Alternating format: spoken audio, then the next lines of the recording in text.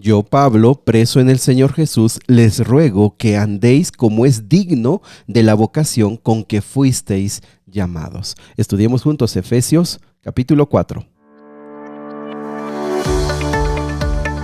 Nuevamente, bienvenidos amigos, amigas a Momentos de Esperanza. Qué gusto saludarles esta mañana, que Dios les bendiga, que su palabra pueda ser de bendición para ti hoy y que esta mañana y este día puedas sentir su presencia en tu vida. No sé realmente cuántas dificultades, cuántas decisiones, cuántas alegrías, cuántas tristezas tienes, no lo sé, pero nuestro Padre Celestial lo sabe y Él quiere estar contigo, quiere escucharte y quiere fortalecerte. Muy bien, pues vamos al capítulo de hoy. Capítulo de hoy muy interesante. Básicamente podemos dividirlo en dos grandes temas: la unidad del Espíritu y la nueva vida en Cristo Jesús. El versículo número 1 es extraordinario. Abre tu Biblia. Dice la Reina Valera 1960: Yo pues, preso en el Señor, les ruego que andéis como es digno de la vocación en que fuisteis llamados. Este es un llamado para portarse, para vivir de acuerdo a la vocación, de acuerdo a la altura del llamado que Dios nos hizo. Fíjense, del versículo 1 al versículo 3 hemos escuchado qué es lo que Jesús hizo por nosotros, qué es lo que el Señor ha hecho en nuestra vida y cómo el Señor nos ama profundamente. Entonces, entendiendo esto, Pablo dice, pues vivan de acuerdo a eso, a lo que han sido llamados. Vivan de acuerdo a esa experiencia que Cristo está teniendo con ustedes. Y esto es muy valioso, mis amigos, porque no dice, pórtense bien para agradar a Dios. Tampoco dice, pórtense bien para que ustedes puedan ser salvos. Ya vimos que eso no es así. Dice, ya entendieron la salvación. Ustedes anden como es digno del llamado que ustedes tienen. Amigos queridos, si pudiéramos nosotros meditar en estas palabras, comprenderlas y aplicarlas, qué extraordinaria sería nuestra vida. Imagínate, somos hijos de Dios. El Señor nos tiene un lugar en el cielo donde Él dice, ya estás acá. Tenemos acceso libre, directo y con confianza ante su presencia. Somos herederos y coherederos con Cristo Jesús. Es decir, esa frase tan trillada que a veces no entendemos somos príncipes. Somos príncipes del Señor, somos sus hijos. Aunque estamos en este mundo de dolor y de pecado, somos sus hijos. Vamos a vivir a la altura de ese llamado, en medio de la realidad que nos toca, en medio de la situación actual que tenemos. Vivamos de acuerdo al llamado del Señor. Ahora, ¿cuál es ese llamado o cómo es esa forma de ser? Versículo número 2. Con toda humildad y mansedumbre. Fíjate que estas dos características Jesús dijo que las tenía. Dice, aprendan de mí que soy manso y humilde de corazón. Estas dos frases eran vistas en el tiempo antiguo, en el tiempo pues que se escribió la Biblia, como frases o virtudes que no eran deseadas, porque era como humillarte, era como ponerte abajo, como ser pisoteado. Pero cuando Jesús les dio el nuevo sentido general, humilde y manso de corazón, representan la belleza de un carácter transformado, representan a una persona que no se siente más de lo que es, ni que es arrogante, orgulloso, envidioso, no. Es una persona que reconoce su valor delante de Dios, pero también reconoce el valor de las demás personas. Y también no tiene un corazón de maldad que quiere que se hagan las cosas como Él dice, cuando se dice, como se dicen. No, una persona mansa reconoce la inteligencia, la virtud de las demás personas, reconoce que las demás personas tienen defectos también. Y por eso, reconociendo los defectos de los demás y en Él, es manso, es tranquilo y es humilde.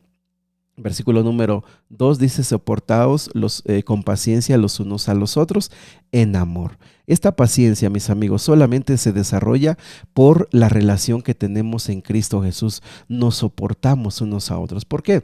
¿Qué significa soportar? Bueno, soportar tiene que ver con reconocer, mis amigos, que el ser humano tiene fallas, tiene faltas, muchas veces involuntarias. Entonces, cuando yo en mi familia, en la iglesia, veo que alguien comete una falta, no exploto, no grito, no le llamo la atención. ¿Por qué? Con paciencia.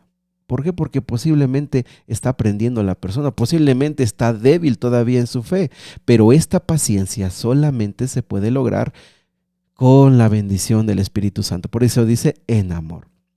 Solícitos en guardar, versículo 3, guardar la unidad del Espíritu en el vínculo de la paz. Nuevamente, estamos unidos a través del Espíritu Santo y por eso hay paz entre nosotros.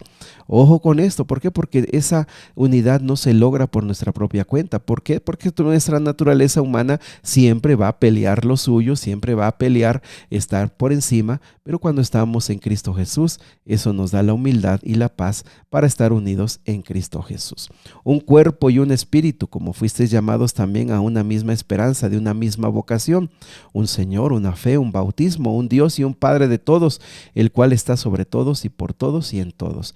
Recordemos que el tema de ayer era y antier, veíamos cómo en Cristo Jesús se unificó todo. Todo está unido a Cristo Jesús y todo está en el poder de Cristo Jesús. Entonces aquí da varias razones en las cuales podemos estar unidos. Un Señor, una fe, un bautismo, un Dios, un Padre que está en todos, por todos y sobre todos. El tema de un bautismo tiene que ver con que no hay dos bautizos, uno para los gentiles, uno para los judíos. No, es una sola forma de ser bautizados. Es un solo bautizo para todos. Versículo 7.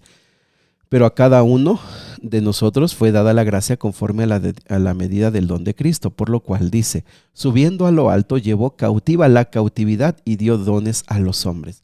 Esta expresión viene de los Salmos y nos dibuja la idea de un conquistador llegando a la ciudad trayendo cautivos de la guerra. Entonces, esta frase, como la está aplicando aquí el apóstol Pablo, puede resultar un poco difícil de comprender. La interpretación, un poquito quizá la más aceptada, es que Jesús, cuando ascendió a los cielos, con él resucitaron varias personas que fueron con él al cielo y fueron como cautivos que habían estado cautivos en el pecado y en la muerte. Esa sería como la más generalizada forma de entender esta parte. Versículo número 9. Y eso de que subió, que sino que también descendió primero en las partes más bajas de la tierra. Algunos ven aquí como que Jesús fue a algún lugar como desconocido, como al centro de la tierra, donde dicen quizá está las almas atormentadas.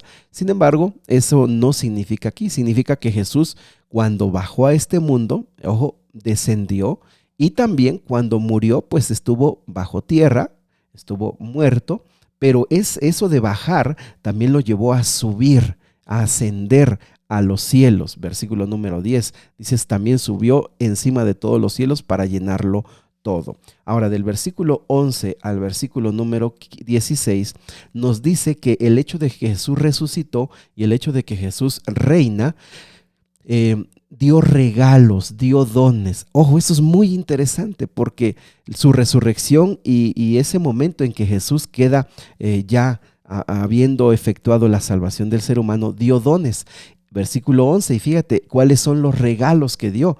Dice que a unos constituyó apóstoles, otros profetas, otros evangelistas, pastores, maestros, a fin de perfeccionar a los santos para la obra del ministerio.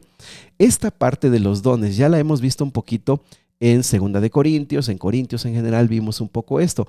Ahora nos damos cuenta que el Señor da estas habilidades, da estos ministerios que los tenemos en la iglesia para pulir, para fortalecer a la iglesia para que cumpla su misión.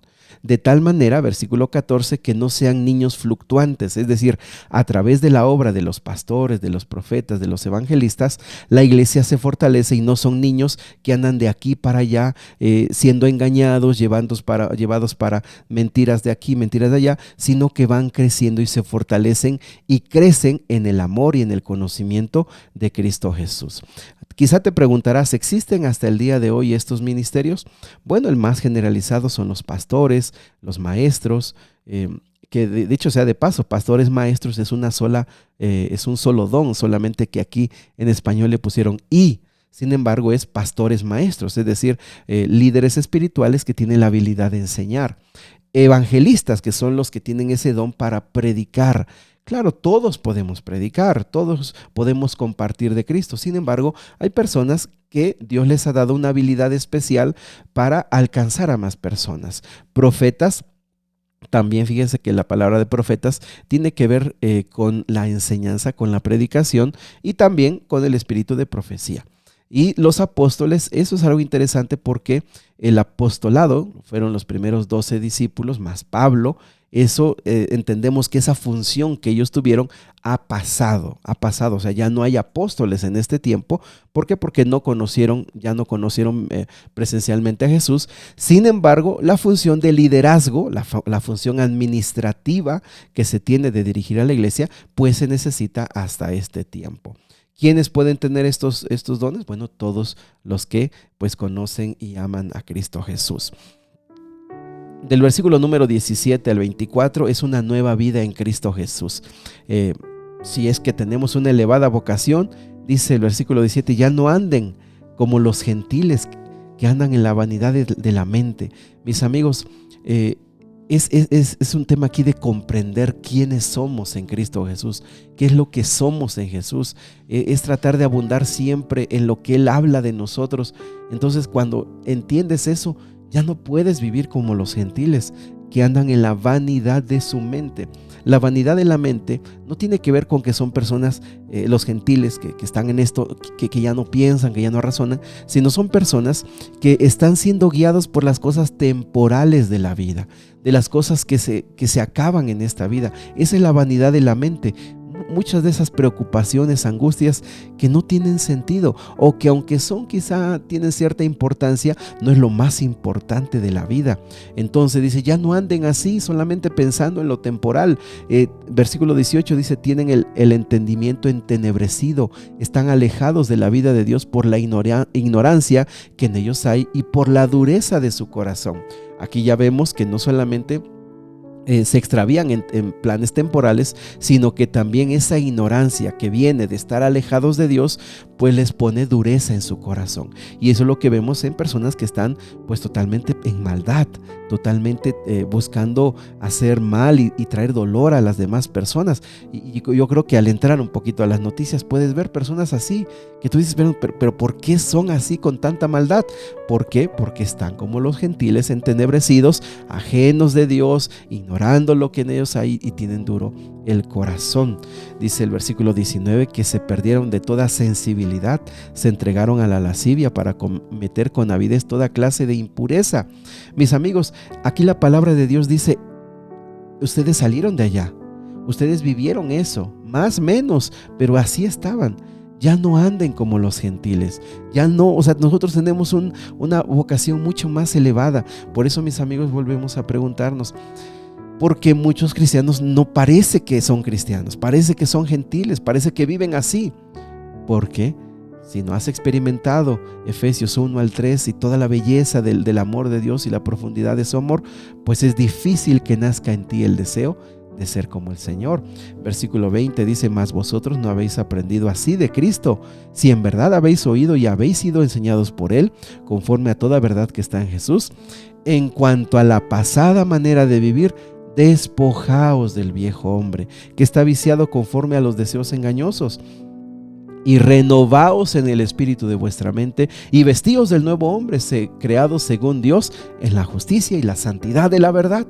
Esto es como esta palabra despojarte tiene que ver con quitarte ropa y ponerte ropa.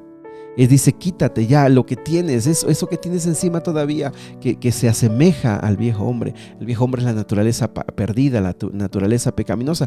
Quita esa forma pasada, todo. Entonces, por eso es aquí una revisión de nuestra personal, de cómo vivimos, cuáles son nuestros defectos más grandes, cuáles son nuestros vicios más grandes todavía que tenemos. Seguramente el cristiano durante toda la vida, mientras el Señor le preste, va a tener que estarse despojando cada vez más. Primero es lo más evidente, pero hay cosas pequeñas que solamente tú conoces que también tienes que quitarte. Pero también el cristiano toda la vida se está arropando, se está vistiendo de la vestidura de Cristo Jesús, la que tenemos por su justicia, por su verdad. Por eso, versículo 25 al 31, mis amigos, vean qué tanta información en tan poquito. Léanlo, por favor.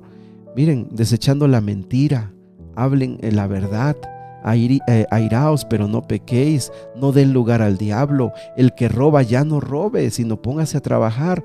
No haya palabra corrompida que salga de nuestra boca. Den gracias, no entristezcan al Espíritu Santo, Quítense toda amargura, ira, enojo, gritería, maledicencia y toda malicia. Antes, sed benignos unos con otros, misericordiosos, perdonándonos unos a otros como Dios también nos los perdonó en Cristo Jesús. Querido Padre Celestial, ayúdanos para quitarnos, quita tú de nuestra vida, Señor, el viejo hombre. Quita de nosotros toda maldad, impureza, todo pensamientos que lleven a mal, Señor. Vístenos con las gracias, con las virtudes del Espíritu Santo. Vístenos, Señor, para ser hombres diferentes, personas diferentes, transformados a tu imagen. Y Padre, que nosotros podamos estar unidos en Cristo Jesús, sirviéndote con todo nuestro corazón. En el nombre de Jesús, amén. Que Dios me los bendiga, que el Espíritu Santo esté con ustedes hoy.